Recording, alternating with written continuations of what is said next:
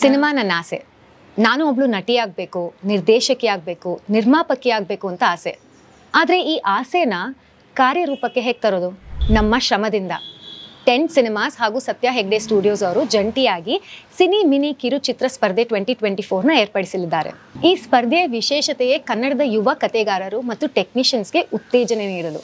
ನೀವು ಮೆಚ್ಚಿರುವ ಆಚಾರ್ಯನ್ ಕೋ ಕೂಡ ಮೊದಲು ಒಂದು ಕಿರುಚಿತ್ರವಾಗಿತ್ತು. ನಾನು ಈ ಸ್ಟೇಜ್ ಬರೋದಕ್ಕೆ ಅದೇ ಕಾರಣ.